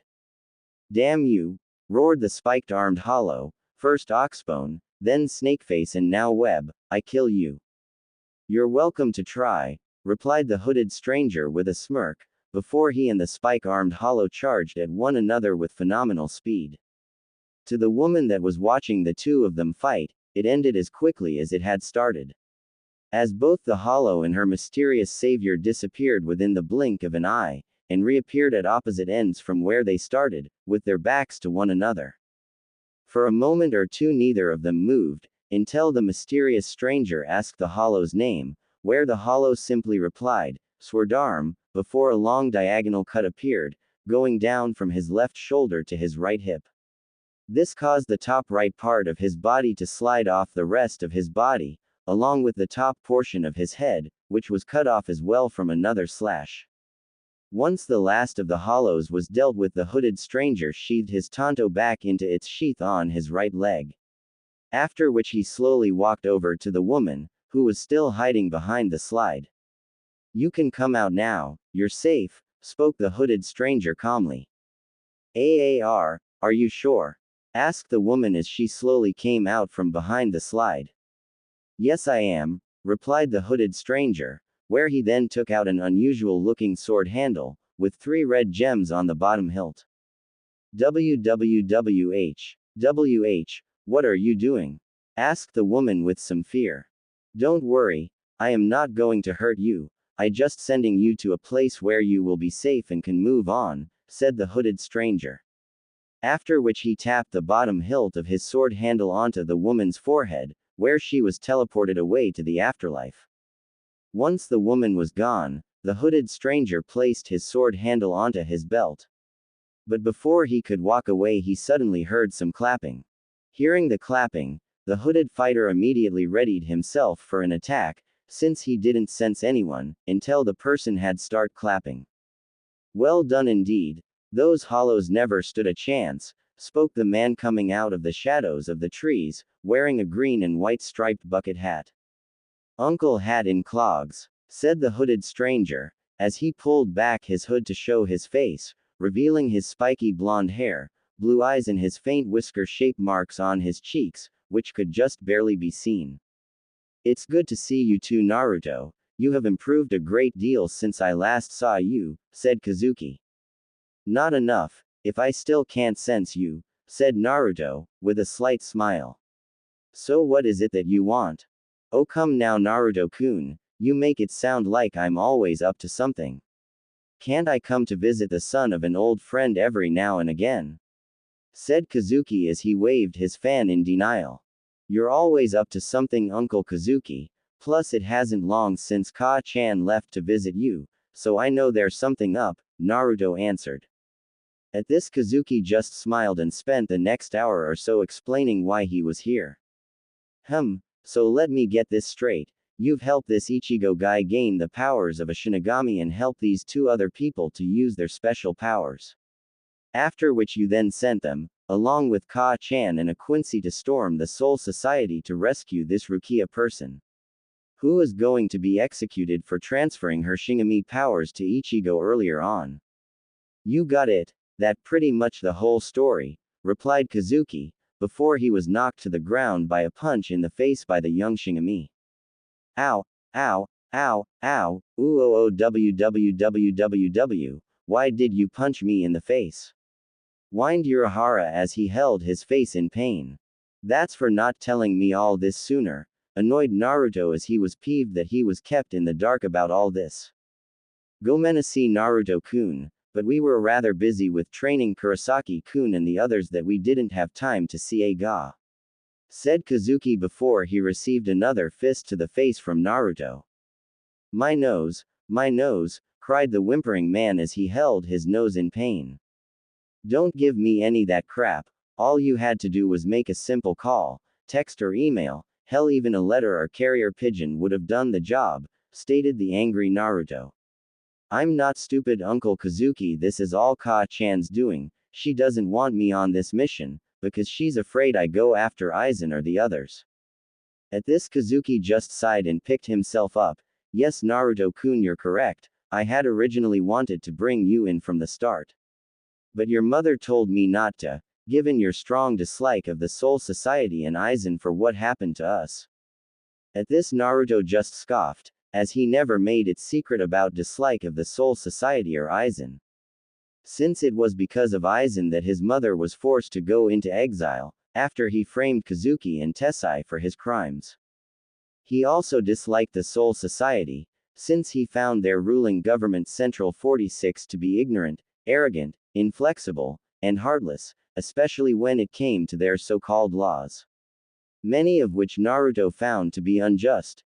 He even disliked the Shinigami of the Soul Society, since he found many of them to be nothing more than mindless lapdogs, doing whatever their masters tell them. So if Ka-chan told you not to bring me in on this rescue mission, why are you here and telling me all this? Asked Naruto. Well, to put it simply, despite what your mother thinks, I believe the mission has the best chance of succeeding with you there to help, explained Urahara. Naruto of course just smirked at this. You do know that when Ka-chan finds out what you did, she'll kill you. At this Kazuki just waved his fan and laughed nervously, as he hadn't missed that fact. Yes, perhaps when you meet your mother, you could say that you forced it out of me or something. Naruto just smiled at this, where the two of them left the park together. With Ichigo and the others. After their failed attempt in entering Seraite, Yoruichi brought Ichigo and the gang to Kukaku's house and introduced them to her. After convincing Kukaku to help them, Kukaku showed them how she would help them get into the Seraite.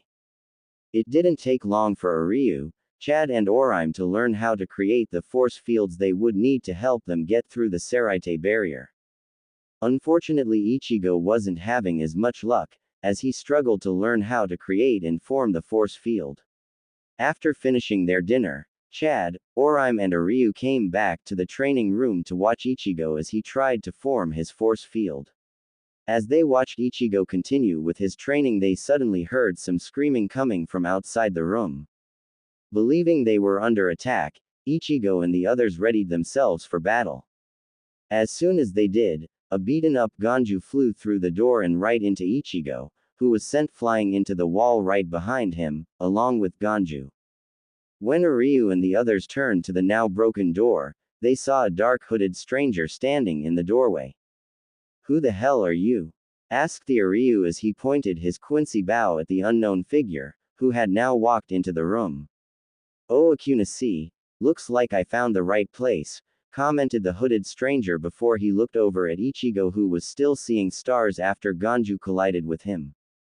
Aw, sorry about that, didn't mean to hit you there, the hooded person apologized. I believe I asked you a question, now tell us who?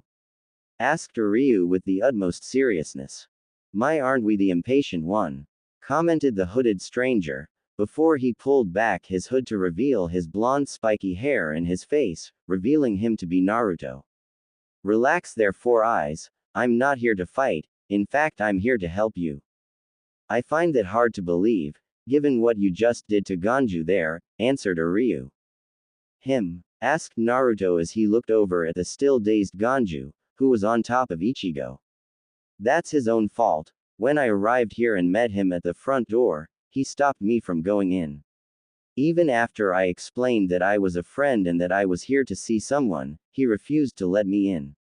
He then went on to blab about how punk Shinigami like me weren't welcome here, and how he was the #1 Shinigami hater, as well as say some rather hurtful things. "You're a Shinigami?" asked Ryu with a frown. "I am, but I'm not with the Saraite, so you don't have to worry," replied Naruto. Ryu was of course not convinced by this, but before he could ask Naruto any more questions, Naruto disappeared and reappeared right in front of Chad and Orihime. Naturally, both Orihime and Chad were shocked by Naruto's sudden appearance in front of them, where they took a step back in surprise. Even Ryu was surprised by Naruto's speed, where all he could think was, fast. "Damn, you're a big one," commented Naruto as he looked up at Chad with a raised eyebrow, before he turned to Orihime, where his eyebrows rose even higher, when he stared at Orihime's curvy figure, but more specifically at her chest. As Naruto stared at Orihime's chest, the orange-haired girl started to feel uncomfortable at how Naruto was staring at her chest. But before Orihime could say anything, Naruto lifted up his finger and moved to poke the girl's chest. "What the hell do you think you're doing?" cried the red-faced Quincy, when he saw what Naruto was going to do. "What?" asked Naruto in confusion, as didn't understand why Ryu was so upset. "I'm just seeing if they're for real, it's not perverted or anything." "That is perverted," cried Ryu in outrage. "You can't just pee poke a girl like that." "Hey, I just curious, that's all, since the girl has a figure and that most women would kill for," responded Naruto. This of course caused Ryu to go even redder in embarrassment at the mention of Orihime's figure. Chad on the other hand just looked away, although had a slight blush on his face as well. "But hey, listen, do any of you guys know where my Moga?" Naruto asked, but before he could finish, he was suddenly pulled away from the others by Ichigo, who grabbed Naruto by the front collar of his coat and lifted him up, so that he looked Naruto right in the face. "You bastard. I should beat the shit out of you for that," cried the angry Ichigo. "Oh hey kid," greeted Naruto, "sorry again about that, I didn't mean to hit you with that idiot, no hard feelings." "No hard feelings," Ichigo said angrily, "you slammed me into a wall and who the air you calling kid? You're shorter than me, shrimp." "No you idiot, don't make fun of his height," cried Ganju, who was covered in lumps and bruises, as when he met Naruto, he had made fun of Naruto by calling him shorty. Needless to say, Naruto didn't take that comment well, where he proceeded to beat the shit out of Ganju, along with Koganehiko and Shiroganehiko, who tried to stop Naruto. Sadly though for Ichigo it was too late, as once he called Naruto shrimp, an evil-looking glint appeared in the blonde boy's eyes.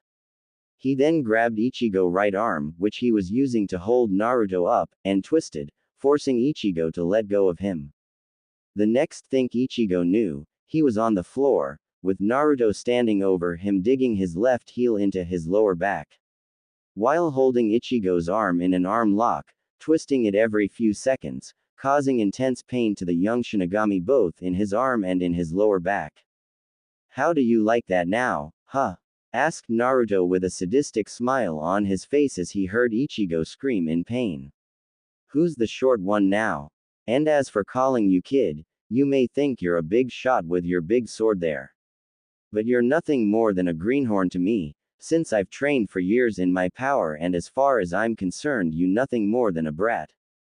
This of course continued for the next few minutes, where Naruto continued to torture Ichigo until Yoruichi and Kukaku arrived. "What the is going on in here?" cried Kukaku, when she saw the scene. Naruto of course just looked up and smiled, when he saw his mother, who was in her cat form, and Kukaku, where he simply said, "Yo," and waved his hand in greeting. "Naruto, what are you doing here?" asked Yoruichi in surprise. "I came to help, as do you really think I would let you invade the Saraite without me and have all the fun?" replied Naruto with a grin. "I would hardly call invading Saraite fun," spoke Ryu, as he pushed his glasses back up. "Maybe not you, but I sure as hell think it would be," answered Naruto with a grin. "How did you know about this?" Did Kazuki tell you? Asked Yoruichi.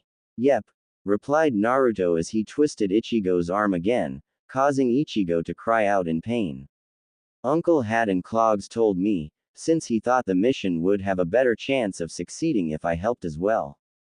Yoruichi was of course not surprised by this, as she had already guessed that Kazuki was the one who told Naruto, since he was the only one who could have brought Naruto here. After she realized this, the former captain of Squad 2 made a mental note to kill her childhood friend. With Kazuki currently writing some notes on his newest experiment, the former captain of Squad 12 suddenly sneezed and then moaned, as his notes were now covered in snot. Something wrong, boss? Asked Tessai, when heard Urahara sneeze. I don't think so, I just sneezed, perhaps a beautiful maiden is talking about me, said Kazuki with a cheesy smile, believing his own lie. Like that'll ever happen, thought Tessai. Well, don't worry boss, I have some excellent medicine that will clear that cold up in no time. Kazuki of course tried to stop Tessai, saying that it wasn't a cold, it was just a sneeze. But his attempts fell on deaf ears, where Kazuki would be spending the next couple of hours in the bathroom with Naruto and the others. And may I ask what you are doing with Ichigo? Asked Yoruichi, already guessing what happened. I'm just showing Strawberry here the difference between him and me, replied Naruto, as he dug his heel once more into Ichigo's back, causing the orange-hair boy to scream in pain. He made fun of your height, didn't he? Asked Yoruichi with a sweat drop on the side of her head, where Ryu and the others nodded their heads, telling her that Ichigo done so. Yoruichi, who is this kid? Kukaku asked. I believe you remember the topic of our earlier conversation, replied Yoruichi, where Kukaku eyes widened briefly, when she remembered it. So that him huh? Asked Kukaku, where Yoruichi just nodded. Naruto, please let Ichigo go, as we don't have the time for this sort of thing, said Yoruichi. Naruto of course did what his mother asked and let Ichigo go and allowed him to get back, where the two of them glared at one another. Excuse me Yoruichi-san, but who exactly is this person? Asked Ryu. This is Naruto, he is an ally and like you Ichigo he is Shinigami as well as a shinobi, replied Yoruichi, as she kept the part about Naruto being her son a secret. A shinobi, repeated Chad, as he wasn't sure how to respond to that. Wait, you mean, like all those cool black suit wearing guys in the movies, who live in shadows and attack people, answered Orihime with excitement. As she knew a lot about shinobi, from all the martial arts films that she watched with Tatsuki. Not exactly. You see, Naruto here comes from another world which is parallel to yours. In this world, the shinobi are very different and much more powerful than those you would see in movies. For you see, the shinobi of Naruto's world use a unique power called chakra, which grants them powers and abilities that rival those of a Shinigami, answered Yoruichi. Naturally, after hearing this, Ichigo and the others were surprised, but they quickly recovered, where Ryu decided to ask a question. If this is true, then why have we never seen or heard of these shinobis before? As I said, Naruto's world is separate from us and is unaware of the Soul Society existence. The only reason Naruto is here is because he has the powers of a Shinigami, explained Yoruichi. Okay, fine, I get that, but if that's the case, why the hell didn't you mention him sooner? And why did you want him to stay out of this mission? Ichigo asked. I am afraid I can't answer that question right now, Ichigo, but I can assure you there was a good reason why I wanted Naruto to remain hidden, replied Yoruichi. After which she then gave her son a glance, who just nodded, stating he understood why she kept him in the dark about their mission to save Rukia. Annoyed slightly by not getting any answers, Ichigo turned to Naruto. So are you strong? Strong enough, replied Naruto. Well then, how about you and I go at it here and now and see how strong you really are, said Ichigo with an evil-looking grin as he pulled his sword out, as he was eager to deal some payback on Naruto. Your funeral? Retorted Naruto with his own grin. Kurosaki-kun, I don't think you should fight here, spoke Orihime worriedly. Don't worry Orihime, this won't take long, replied Ichigo as he readied himself. That it won't, said Naruto as he took out his Tanto sword from the sheath on his right leg. The two of them are too much alike, commented Ryu with annoyance, where Chad just nodded in agreement. That enough. Both of you. There will be no fighting here, spoke Yoruichi seriously, as this wasn't the time or the place for this sort of thing. Ichigo, listen to me, if you want to save Rukia, we'll need Naruto's help, and I can assure you Naruto is quite powerful and is someone you want as an ally. Since both Kazuki and I trained Naruto, now I suggest you stand down, that goes for you as well Naruto. Upon hearing this, Ichigo relented, since technically Kazuki was the one who trained him, and if Naruto succeeded in surviving his training, then that meant Naruto had to be strong. Chad and Orihime were also convinced, since Yoruichi was the one who trained them in how to use their powers, and if Yoruichi said Naruto was strong, they believed it. Once Ichigo placed his sword back onto his back, Naruto sheathed his Tanto blade. Since he knew his mother was right, this wasn't the time or place to fight. Once both boys agreed to stand down, Naruto offered his hand in friendship to Ichigo, which he took. Yoruichi was of course pleased to see this, since together the two boys would be a force to be reckoned with. Several hours later, a few hours after Naruto arrived, Ichigo was finally able to create the force field around himself. But not before nearly destroying Kukaku home, resulting in her beating the crap out of Ichigo and her brother Ganju, who told Ichigo what to do. Once everyone was ready, the group entered the spirit cannon and formed a large force field around himself and were fired through the barrier that protected the Seraite. Unfortunately, when they broke though the barrier, they were unable to hold the force field together and were separated from one another. Naruto was of course able to land on the ground without incident, but found himself alone, with no sign of the others nearby. So this is the Seraite, huh? Commented Naruto after he jumped up to the top of the nearest building to have a good look around his surroundings. Well, look what we have here, commented an unknown male voice. When the Naruto turned around, he saw two Shinigami standing behind at the opposite end of the rooftop that he was standing on. And here I thought today was going to be another dull day, remarked one of the Shinigami. The first was of the Shinigami was a tall and noticeably muscular man with pale skin, short spiky black hair, brown eyes, who wore bandages like a mask over the bottom half of his face. He carried a long zanpakuto on his back and wore the standard uniform of a Shinigami, with its sleeves seemingly torn off, showing his muscular arms. The second was a feminine-looking Shinigami, who Naruto wasn't sure was a boy or a girl. The Shinigami was slightly taller than Naruto and had long black hair, pale skin and large, dark brown eyes. The Shinigami had a slender frame and wore the stand Shinigami uniform and carried a short zanpakuto on his right-left side hip. Oh, and who are you? Asked Naruto calmly as he analyzed his two opponents, where he could tell that they seated officers given the spiritual pressure they were emanating. The name is Momochi Zabuza, 4th seat of Squad 11, replied the man named Zabuza as he drew his zanpakuto. I am Yuki Haku, 5th seat of Squad 4, answered Haku. So 4th and 5th seat officers, this should be interesting, thought Naruto, as he was sure they could both prove to be an interesting challenge. Although he did wonder why a seated officer from Squad 11 was hanging around with a seated officer from Squad.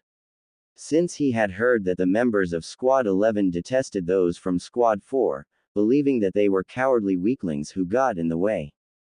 Now if you could be so kind, will you tell us why you're here? Haku asked the black hooded teen.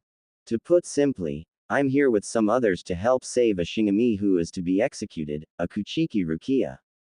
At hearing this, both Zabuza and Haku rose their eyebrows in surprise, since they had heard of the execution of the female Shinigami, who was said to be executed for giving a living human the powers of a Shinigami. Are you friends with Rukia-san? Asked Haku, who had met the female Shinigami once or twice and found her to be a friendly individual. No, never met her in my life, replied Naruto. Then why the hell are you even coming to save her? Zabuza asked, since it didn't make any sense to him. I'm doing this as a favor for someone, answered Naruto. And because it will piss off the top brass of the Seraite, he explained with a smirk. Well, unfortunately, you won't have that chance, kid, since you had the bad luck of running into us. But you still have two choices. We can do this the easy way, or the hard way, said Zabuza, as he readied his Zanpakuto. Since he was hoping Naruto would choose the hard way, as like all members of Squad 11 he was itching for a good fight. Naruto of course did not disappoint him, as he drew his tanto from his leg sheath and readied himself. Sorry, but I guess we're going to have to do this the hard way. I was hoping you would say that, replied Zabuza with a grin behind his mask. Haku, you stay out of this. I will, Zabuza-sama, replied the young boy, knowing that like the rest of the members of Squad 11 Zabuza preferred to fight his battles alone. Before the battle could begin, Naruto suggested that they jump down to the ground, where they would have more room to fight.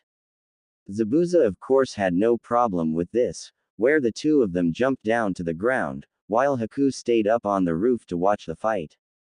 As Zabuza and Naruto faced off against one another, both Shinigami readied themselves and began to emanate large amounts of spiritual pressure. Watching from the rooftop, Haku was impressed with the spiritual pressure that the unknown intruder was emanating. Since the amount that intruder was emanating was easily stronger than most lieutenants in the Seraite. HMPH. Not bad, brat. You might actually be a challenge, so tell me, what's your name?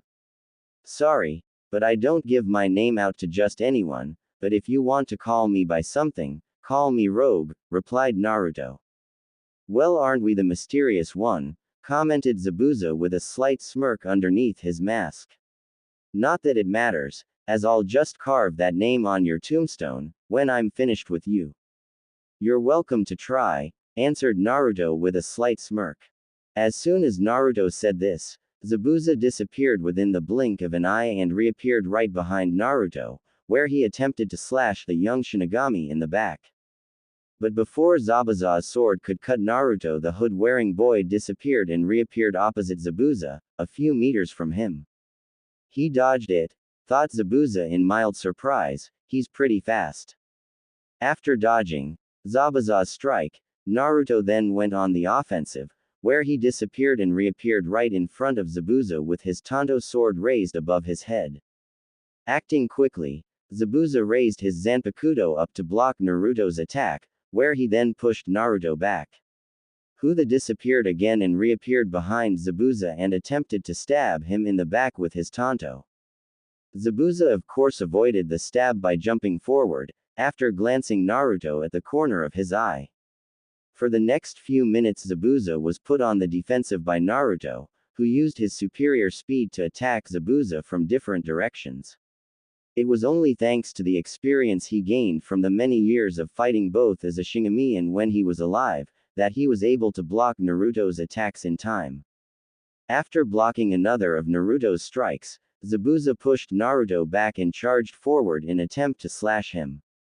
But like before, Naruto skillfully avoided or blocked Zabuza's strikes. Not bad, brat. You've got some skill, complimented Zabuza, as he and Naruto continued to trade attacks. You're pretty fast, and your reactions are good, not to mention your attacks are nothing to sneeze at. Thanks, you're not so bad yourself, replied Naruto after he deflected another of Zabuza's strikes, where for several more minutes the two of them continued to trade blows. Eventually though, the two of them broke apart and jumped several meters away from one another. Tell me something, brat, who was your sensei? Since you've been obviously trained by someone skilled, asked Zabuza. Actually, I had 3 senseis and one of them was my mother, answered Naruto. Oh, and who was your mother? Asked Zabuza with some curiosity. Sorry, but like my name, theirs is on a need to know and you don't need to know, replied the hooded boy. After hearing Naruto's response, Zabuza frowned slightly, but quickly let it go, since it didn't matter to him much. Fine, keep your secrets, but I suggest you prepare yourself, since we're going to the next level, where the fourth-seated officer cried out, "Slice, Shoki, Demon Slayer." Upon which Zabuza's sword changed shape and turned into an oversized knife with a single-edged, too. The sword itself reminded Zabuza of his old sword Kubikiribocho, decapitating carving knife, which he wielded back when he was alive in the shinobi world. Before he was killed at Nami no Kuni, Wave Country, during his battle with Hitaki Kakashi and his team. That's a pretty big sword you have there. Although you do know what they say about guys with big swords, stated Naruto with a smile as he held up his left hand wiggled his pinky finger. Growling at Naruto's remark, Zabuza rose his Zanpakuto then swung it in a downward angle, while crying out, "Onikiri, demon slash." A.